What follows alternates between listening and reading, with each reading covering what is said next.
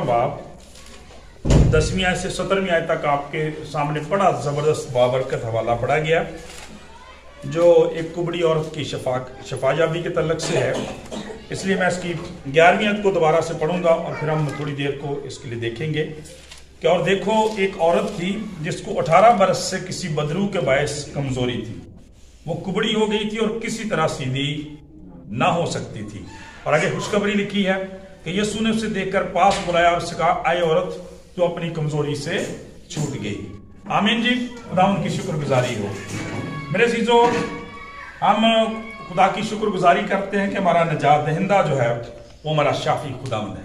आमीन जी, खुदा की शुक्रगुजारी करते हैं कि वो जो आज कल बल्कि अब तक यकसा खुदा है, वो उन कामों को जिनको आज से 2000 साल पहले अपनी जमीनी खिदमत में करता था, आज भी ऐसा ही करने की कुदरत रखता है।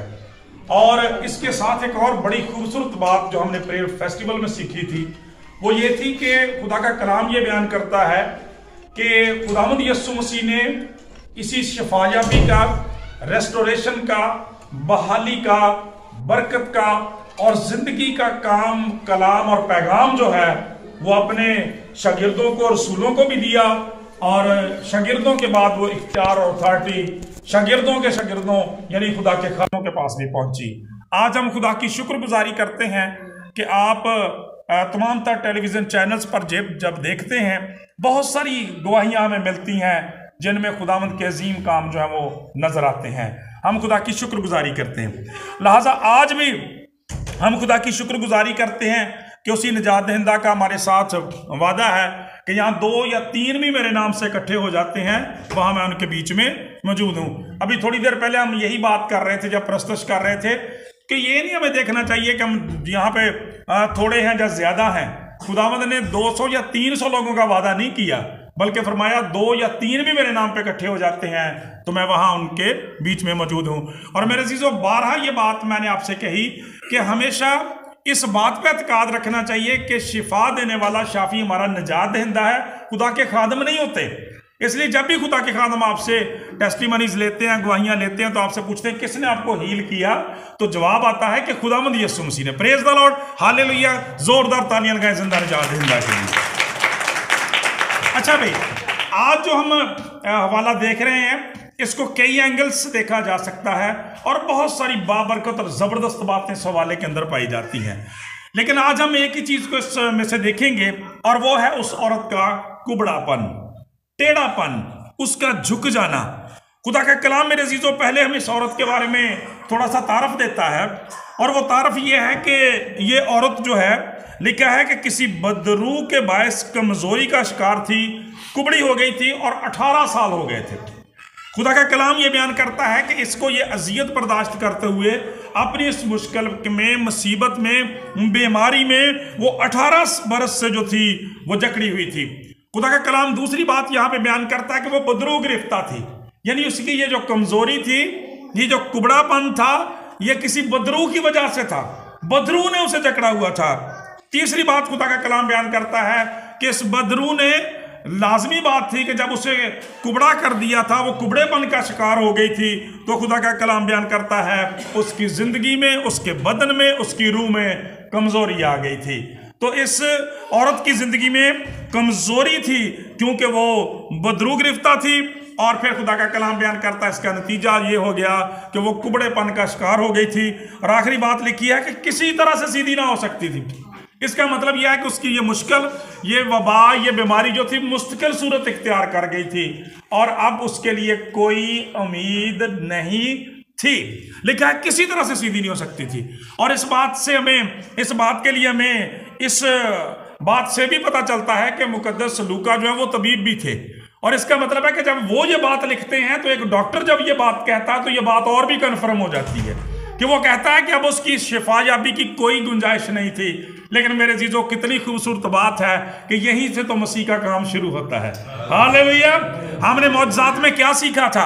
खुदा का कलाम बयान करता है मौजज़ात की तारीफ ये है कि यहाँ पे हमारी अकल जवाब दे जाती है, हमारा इल्म ख़त्म हो जाता है, हमारी ताकत ख़त्म हो जाती है, हमारी सोचें महदूद हो जाती हैं, हमारा जोर लग चुका होता है, हम कहते हैं अब कुछ नहीं हो सकता, तो खुदा का कलाम जवाब देता है ईमान लाने वालों के दरमियान मौजज़ात होंगे। हालेलुया। लिहाजा खुदा का कलाम इस औरत के बारे में ये बयान करता है कि ये कुबड़ी हो गई थी और इब्लीस ने, ये 2-4 दिन की बात नहीं, 18 साल हो गए थे। खुदा का कलाम बयान करता है कि ये इस हालत के अंदर थी।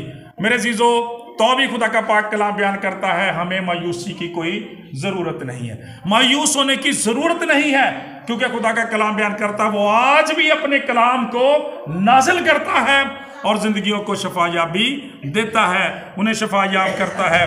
खुदा का पाक कलाम बयान करता है, ज़रा इमेजिन करें बच्चों, बेटों और बेटियों, खुदा के लोगों, कि एक बेटी जो है, बड़ी प्यारी बेटी, अगर वो कुबड़ेपन का शिकार हो जाए तो उसकी ज़िंदगी की सारी खूबसूरतियाँ, सारी रंगीनियाँ, सारी कैफियतें, सारी खिदमात ख़त्म होकर रह जाएंगी। एक आदमी ही कुबड़ा हो जाए जवानी के अंदर, उसकी सारी खिदमात खत्म हो जाती हैं। और फिर एक बेटी की जब ये बारी आती है, तो हम जिस माशरे में रहते हैं, जब एक बेटी भले वो अपनी ज़ाहरी शक्ल और सूरत में खूबसूरत हो, तंदुरुस्त हो, पढ़ी लिखी हो, सेहतयाब हो, अच्छे घर से उसका तल्लक हो, लेकिन जब उसकी ज़िंदगी में कुबड़ापन होगा तो उसकी सारी खूबसूरती, उसकी सारी खिदमात जाती रहेंगी।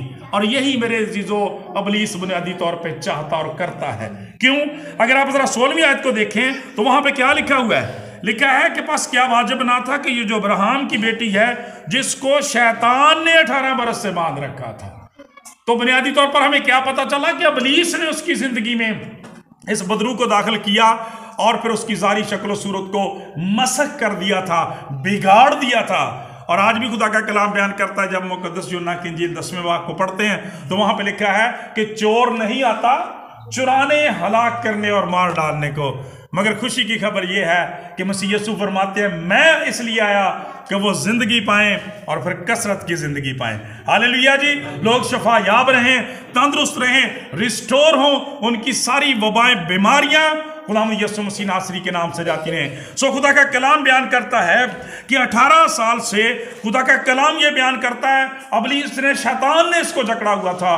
और आज भी मेरे अजीजों, हीले बहाने से, तरह तरह के तरीकों से खुदा का कलाम हमें यह सिखाता है कि इब्लीस आज भी जिंदगियों को बिगाड़ना चाहता है, क्योंकि वो इस खूबसूरती को, इस मोहब्बत को, इस तरक्की को, इस बरकत को देख नहीं सकता जिंदगियों के अंदर, जो खुदा अपने लोगों को देता और देना चाहता है। आप जरा बागी अदन को ही याद कर लें।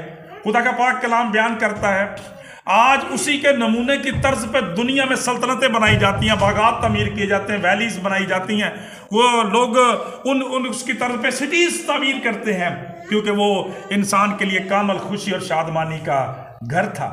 खुदा का कलाम बयान करता है, लेकिन वहां पर भी इसने आके फूट डाली। और खुदा का कलाम यह बयान करता है कि वो वक्त उनकी जिंदगी में आया कि फिर नतीजतन खुदा ने आदम और हव्वा को अपनी जिंदगी से दूर कर दिया, और वो सारी नेमतें, सारी बरकतें, सारी बख्शिशें जो खुदा से उन्हें परमानेंट मिल रही थी, खुदा की रफ़ाकत और शराकत में रहने की वजह से, खुदा के साथ मेल मिलाप मोहब्बत की वजह से, वो सारी की सारी जाती रहीं, क्योंकि इब्लीस ने आके उनकी जिंदगी में बिगाड़ पैदा कर दिया।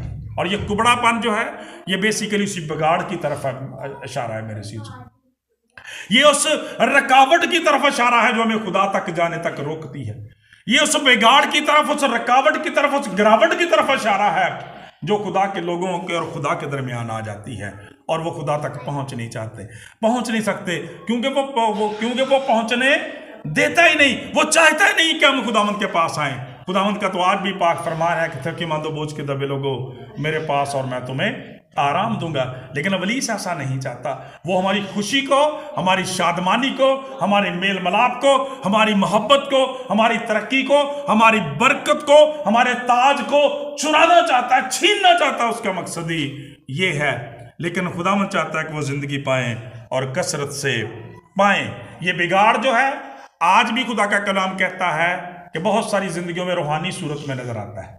इस औरत की सूरत इस औरत की जिस्म में, बदन में जिस्मानी सूरत में नजर आता है। ज़ाहिरी तौर पर उसकी शक्ल सूरत को, उसकी जिंदगी को, बदन को बिगाड़ दिया है, लेकिन रूहानी तौर पर भी मेरे अजीजों बहुत सारे लोग जब उन बातों का शिकार होते हैं जो खुदा का कलाम नहीं चाहता, जिसमें खुदा की खुशनुदी नहीं, यकीनन उनकी जिंदगियों में भी बगाड़ आ जाता है। जो लोग नशाबाजी का शिकार रहते हैं, मैनोशी करते हैं, बहुत सारे जिंदगी में ऐसे काम करते हैं जिनकी कतन खुदा का कलाम इजाजत नहीं देता मेरे अजीजों, खुदा का कलाम बयान करता, उनकी जिंदगियों में बगाड़ आ जाता है।